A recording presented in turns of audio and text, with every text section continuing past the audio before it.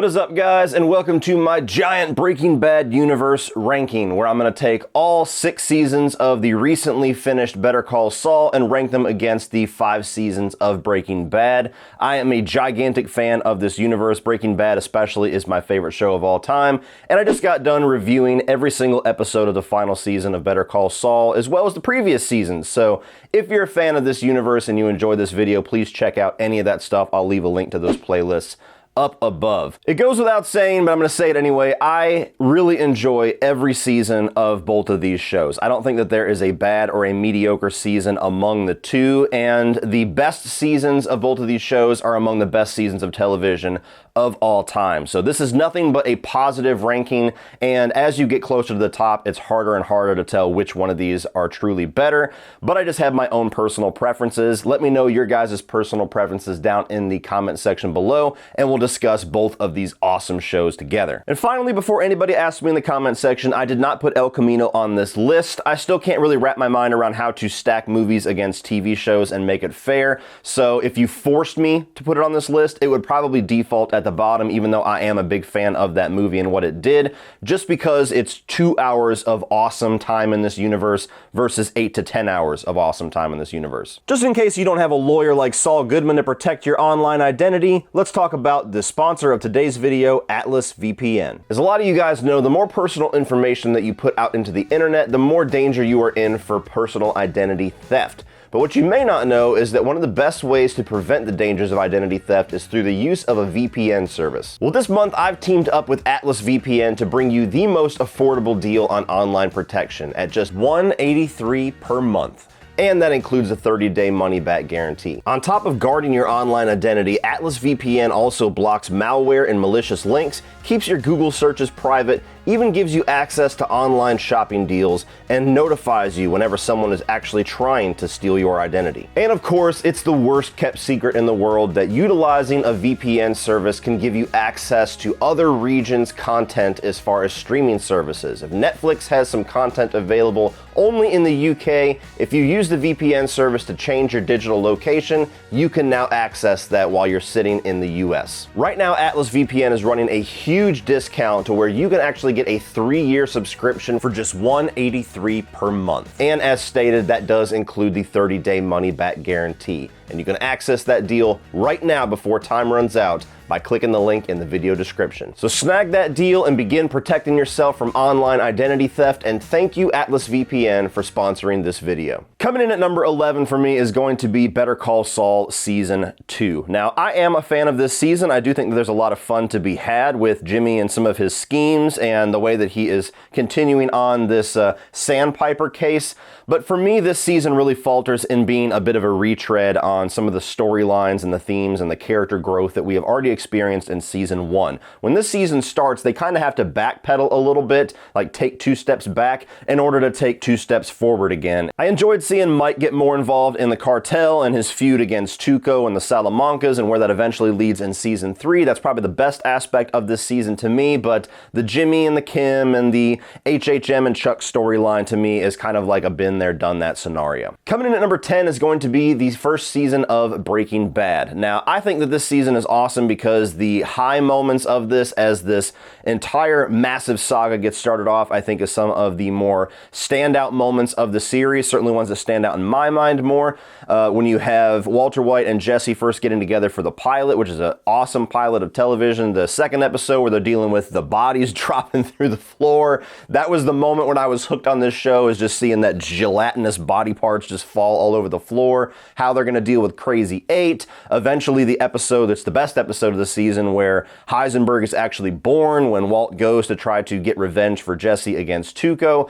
All that stuff is awesome. There's also a lot of family downtime in this season that is certainly not the most interesting Breaking Bad stuff. Still integral, still something that I would say is worth having. There's not a moment in this show that I think is wasted or a wrong moment, but those are not the episodes that I look forward to rewatching near as much as the rest of this series. And unfortunately, because of a writer's strike that was going down at the time, this got hacked down into like a 7-episode season, and it ends in a really awkward place. It ends in a place that doesn't make any sense for a season finale. You can kind of take the first 2 episodes of season 2 and mash it into the rest of season 1, and that feels more like a proper season. So there's extenuating circumstances regarding this season that always makes it feel like a bit of an awkward start to this amazing show. Number 9 for me is going to be the final season of Better Call Saul, and as I said in my Better Call Saul season ranking, I still am kind of unsure how I feel about this season. You know, it's still very fresh. It's still something that it's only a week or so since we actually got the end of this, so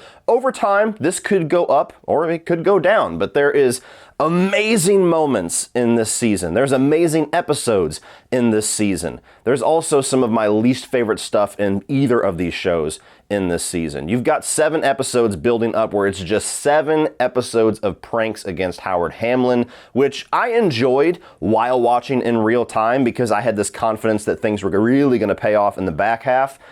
In retrospect, I don't know if we needed 7 episodes to build that story up. And very similar to that, at the end of this series, the last 4 episodes is a 4-week long, as far as watching it week to week, epilogue.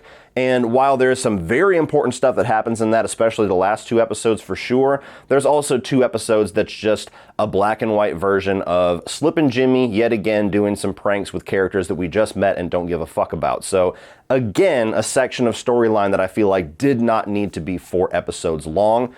With that being said, the 3rd episode of this season, like Nacho's swan song, was absolutely phenomenal. Michael Mando was brilliant in that episode. One of the coolest moments and most badass, like, fuck yeah, man moments of that entire series whenever he gets his end. You have those like 3 or 4 episodes that kind of sandwich around that mid-season break there where everything has come into this gigantic head regarding Jimmy and Kim and Howard Hamlin, regarding Lalo coming back into the front, regarding Lalo trying to take down Gus Fring. Those episodes were all just like edge of your seat insane.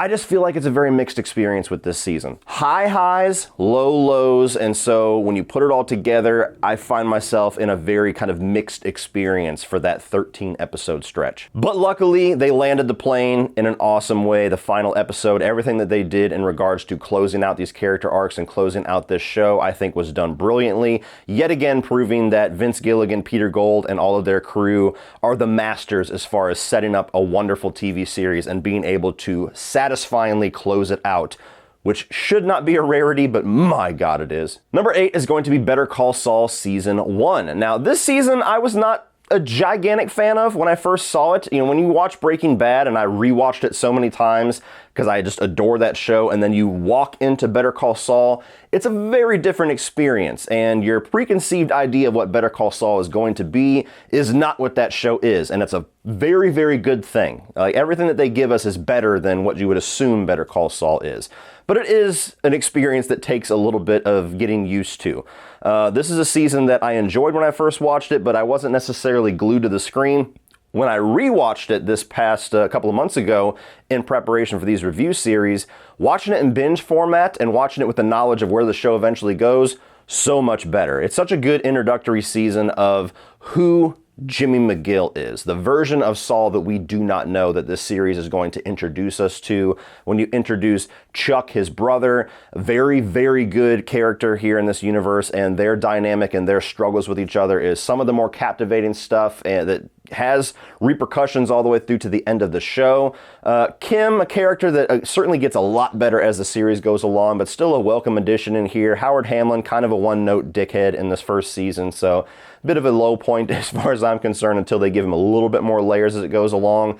And I was genuinely pleasantly surprised that they dedicated a lot of the time in this show, more as it has gone on, to Mike and eventually the cartel stuff. Because when Breaking Bad ended, that was the character I was like, I want a spin-off with that character. I want to know his past. I want to know what's going on behind his eyes because I love that character. He's fascinating.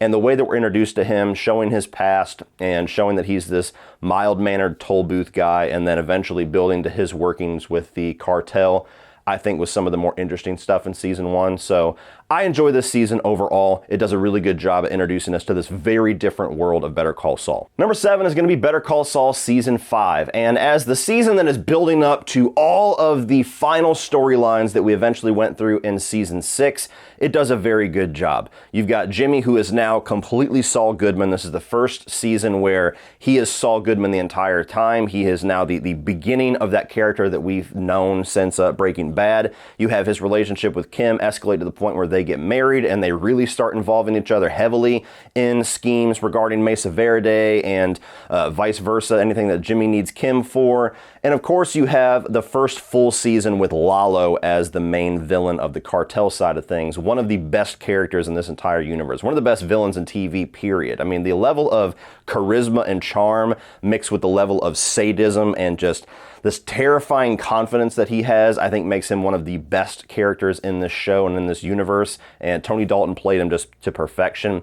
You have his increasingly suspicion and the moves that he's trying to make against Gus that's starting to tighten that screw of how are they going to get out of this. You've got Nacho caught up all in the middle of this where Gus has employed him to try to take down the Salamancas, and now he has to befriend Lalo and work with Lalo, and you kind of get this sense that he kind of likes Lalo a little bit. He despises the Salamancas. He wants to get out. He wants to get his father out, but he kind of enjoys Lalo as a person much more than any of the other Salamancas by a landslide. And so it's a really interesting journey you go on with Nacho in this season. The downside of this season is I think it's the most uninteresting and boring season regarding Mike's storyline. It's just aftermath from season 4, and they spend the entire time, kind of like how they did with season 2, where they had to backpedal to get him kind of groomed by Gus once again to come back into the place that he already was at the end of season 4. So I really like this season, one of the best seasons of Better Call Saul, but there's better seasons above it. Number 6 is going to be Breaking Bad Season 2, and I see a lot of people really down on this season. It's surprising. I never really realized how much criticism there was out there for this season until I started looking at other people's rankings and started talking about it with people, and I've always loved this season. I always feel like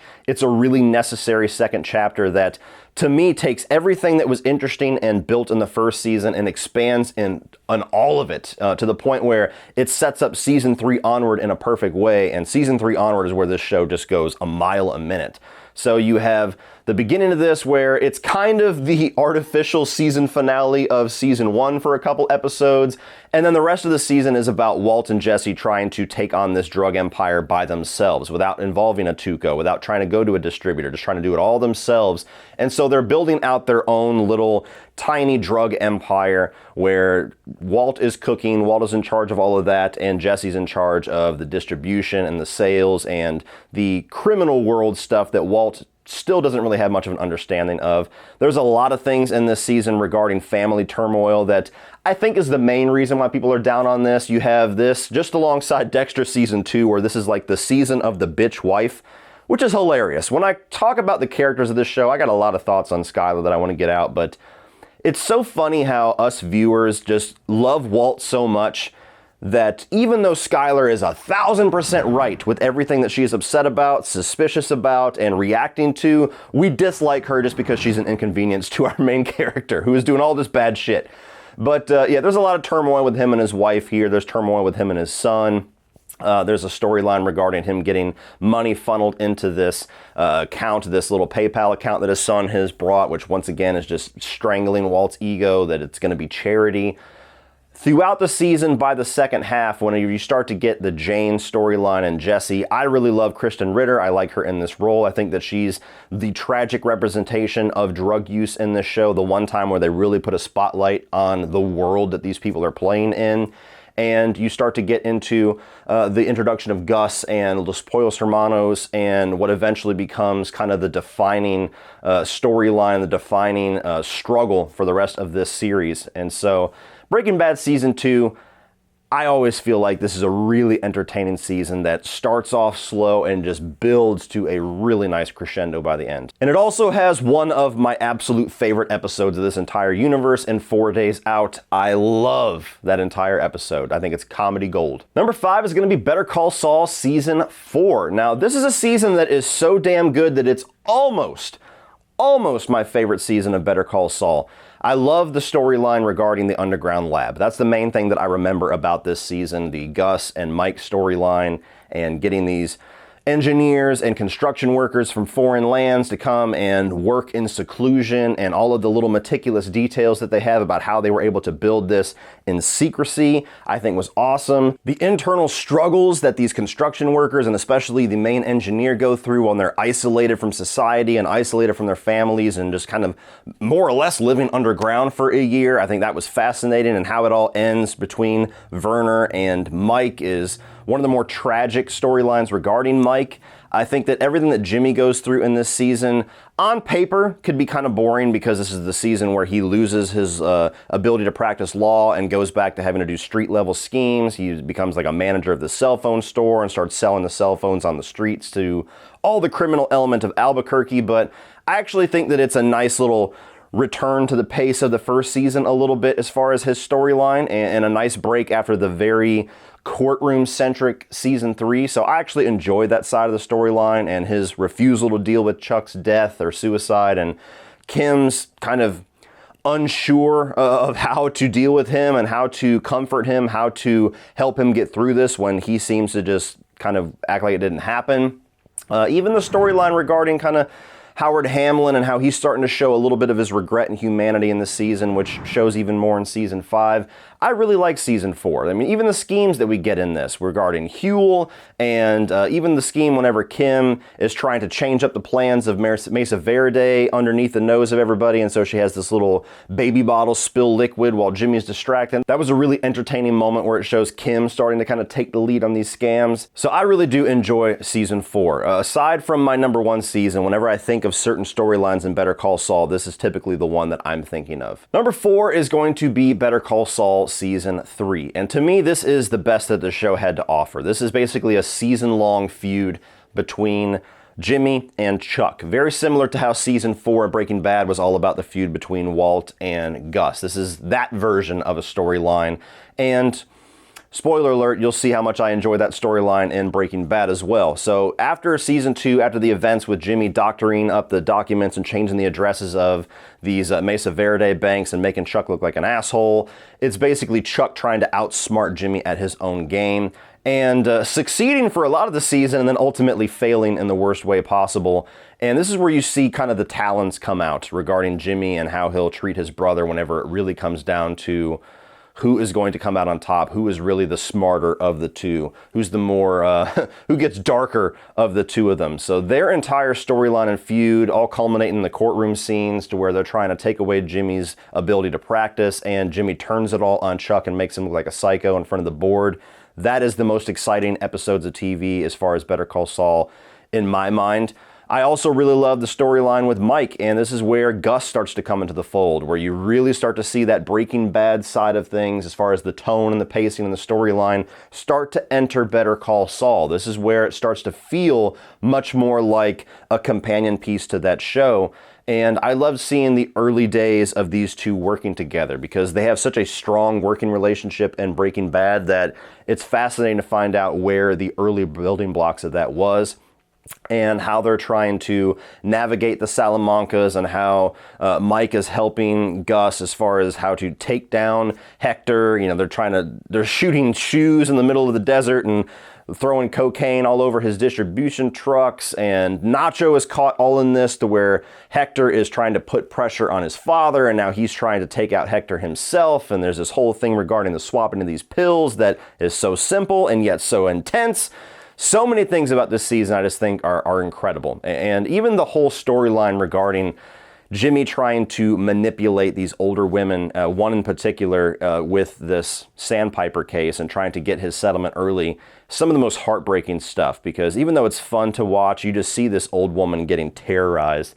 And it's almost the darkest moments that you see from Jimmy is just him manipulating this old woman's life, and how he eventually has a moral attack of conscience and tries to set it all right by the end of the season. I adore this season, really. It's a season that probably the more that I watch it, the more times that I rewatch Better Call Saul, I can imagine this season going up in this list. Now we are on to number 3, and we are at Breaking Bad season 3. Now, this is one of those seasons that every time that I rewatch it, I feel like I should have it higher on this list, because even though it's near the top and it's against two what I would call perfect seasons of television, it feels like I'm not giving this season enough credit for how amazing it gets in like the back 2/3 of it. A little bit of a slow start regarding family stuff and the continuing turmoil between Walt and Skyler, and even some of the stuff regarding Hank and Marie in there and Junior. It's all back to kind of that quiet time that we get a little bit in the early seasons of Breaking Bad. And as soon as this storyline gets going this season, to where Jesse is trying to cook again and Walt's ego is getting a hold of him and his marriage is dissolving,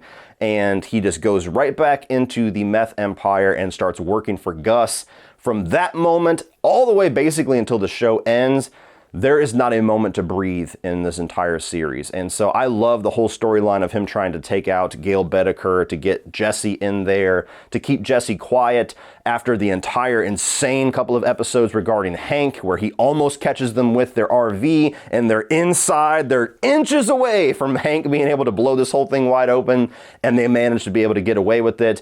Hank beating the living shit out of Jesse, Hank eventually getting shot by the twins. That's one of the most tense sequences of the entire show in the episode 1 minute. I mean, as soon as you get to that point in this season, it's just like you can barely even breathe. Leading all the way up to the storyline that this season kind of trails off with in the last couple of episodes, to where Walt has to make a choice. He has to choose between his relationship, his allegiance to Jesse, or his newfound working relationship with Gus Fring. And the tension that boils in this entire situation, where Jesse finds out that Gus Fring's people are the one that killed his friend and was trying to take down their empire in season 2. And they're the ones that were using kids as drug mules, eventually leading to my favorite episode of this entire universe, Half Measures. That is the best 45 minutes, hour of TV in this entire universe in my mind. And then one of the greatest cliffhangers of all time, to where Walt makes his choice. Walt makes his choice in Half Measures. You're left off for a week. You get to Full Measures, and it's just about how are we going to get out of this? And the way that it leaves off the season with Walt just making a phone call and then that cut to black after the sound of a gunshot. Talk about not being able to stand waiting until episode 1 of season 4. So season 3, to me, I get amped when I talk about it. I think it's just an incredible season, and this is the point where Breaking Bad just becomes the greatest show of all time. Number 2 is going to be Breaking Bad season 5, and I'm not splitting in between part 1, part 2, fuck all that shit. It's one season. So you have the final season of this show, the first half showing Walt trying to be the kingpin, trying to be the Gus Fring. Heisenberg has fully taken over at this point, and Walter White is a ghost, a thing of the past. Say my name. Heisenberg. You're goddamn right. And he's trying to rebuild this empire after the death of Gus Fring, and him trying to build it with Jesse and have this working relationship with Mike is really interesting. Change of dynamics between those three characters, and the things that they decide to do regarding the Vamonos Pest Company is ingenious. The whole train robbery episode, one of the best episodes of this entire series, and then the tragedy that ends with that episode is just the beginning of the downfall of the rest of this series. All leading up to the eventual revelation that Hank has. Again, a mid-season finale where you're like, what the fuck? How am I supposed to wait to find out what happens now? And the last half of this season, man, I don't think I've ever seen a stretch of episodes in any television series ever that I was just so on the edge and just could barely even stand going on without figuring out what's going to happen next. Like when you get to the episode of Tahajali and it ends in that shootout and there's just bullets flying and quick cuts and then Walt's inside and scrambling and then it just cuts to black, created by Vince Gilligan.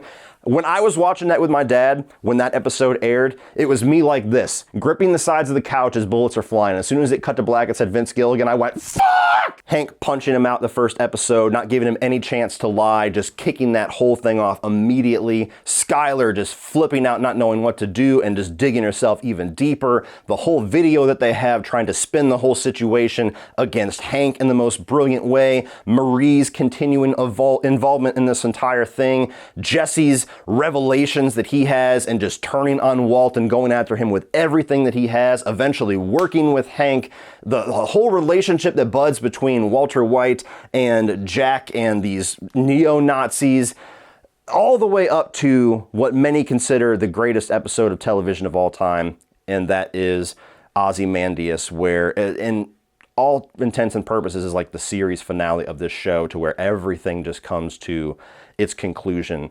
And then we get a 2-episode epilogue for the most part, to where it shows how Walt is going to just wrap a bow around this whole thing. Every time I revisit this season, I'm blown away with just how glued to the screen that I am. I know everything that's going to happen, and I still feel like I can't leave the couch. I have to watch the next episode. I have to get to the end. And it's so tragic. It's so powerful. It's so perfectly set up in the previous seasons and perfectly just executed in this final season. I don't think that there's anything they could have done in this season to make this a better ending for this show. I genuinely believe this is the best final season of a show, and eventually the best series finale of a show that I personally have ever seen. The only thing that keeps it from being number one is just that it's so dark and upsetting and emotionally exhausting to see the fallout of everything, that my number one is just ever so slightly enjoyable as a watch. Which leads us to my number one, which is Breaking Bad Season 4, my personal pick for my favorite season of television of all time. I told you I'm a fan of this show. I guess you didn't believe me. Breaking Bad Season 4 is kind of the culmination of this show. Everything that was built up in the first 3 seasons regarding Walt and Jesse trying to build this empire and trying to be the big players in this meth universe. And this is the season where it all comes to a head, to where they are working for the guy. They are working with that guy that they want to be, and that guy wants them both dead. And so it is 13 episodes to where every single moment is you trying to see who is going to outmaneuver the other. How is Walt and Jesse going to outmaneuver Gus and Mike? How is Gus and Mike going to stay a step ahead of Walt and Jesse? How is Jesse working with Mike going to affect Walt? How is Gus's entire plan, plot, vendetta against the Salamancas and the cartel and Don Eladio going to bleed over into Walt's life? And it just goes back and forth and pull and tug for 13 episodes. And in the most brilliant subversion of expectations that I've ever seen, you start this season fully in the camp of Walt and Jesse are the good guys, Gus is the bad guy, they need to take that guy out. And systematically throughout this season, they start to change how you view all of that. They start to make Walt look more and more like the bad guy of this story, which he is. And they start to make Gus look more and more like a bit of a misunderstood bad guy. A guy that certainly does bad things, a guy that certainly is going to hell if there is one, but isn't doing the things that Walt is doing, and isn't the one trying to blow this whole situation up. He's just trying to run a business, and he's just trying to get his vendetta against the Salamancas for something that they did that was horrible and tragic decades ago.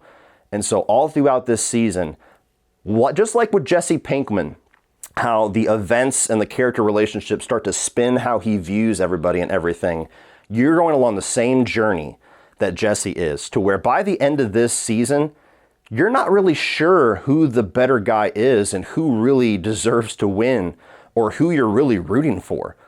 And it caps it all off to where when you see finally how Walt is able to get Jesse back into his camp and you get that final reveal of the Lily of the Valley plant, it really makes you look and go, fuck, am I following the wrong guy?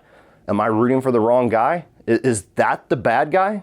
I think it is. Even storylines like the tail end fallout of Skylar's affair from season 3 with Ted Beneke starting to bleed its way back into the season regarding the tax evasion stuff and her trying to keep the IRS out of her family business by entangling herself once again with her ex-lover and having to give away the family nest egg just in the moment that Walt needs it. And that whole episode of Crawl Space to where it finally comes to a head and the money is gone and Gus takes him out into the desert, threatens his entire family, says, get the fuck out of here. You're done, you're fired, do not show your face around here again. And he is just scrambling. Walt is scrambling with everything that he has to try to get his family to safety. and the only thing that he had to get them there is now gone, and you get that maniacal like laugh and cry in the crawl space. From then to the end, I mean, I'm telling you, man, it was like you could barely breathe watching how this series was going to, how this season was going to play out. And there's still a whole fucking season after this. I've watched this show 6 times. I have watched even the previous seasons, even more than that. I've talked about this show ad nauseum. I still get so amped and excited when I talk about it. That's how much Breaking Bad to me is just the most perfectly crafted television show of all time. And Better Call Saul, for as high of a bar it is for me to say that this is on par with Breaking Bad, Better Call Saul in many times, many moments, I would say that. So these 2 shows are absolutely incredible. This is a very difficult list, trying to measure the quality of all this stuff when it is all among the biggest quality on TV. But for me, Breaking Bad Season 4 easily is my number 1. Well, that's it for me, guys. Be sure to check out Atlas VPN down in the video description below. If you want to check out more of my content in this series, check out my Better Call Saul reviews right here and my Breaking Bad reviews up here. Please like and share this video and hit that subscribe button so you don't miss my character ranking or tier list. Haven't decided what I'm going to do yet. Thank you for watching as always, and remember, opinions are like assholes, but that doesn't mean that you have to be.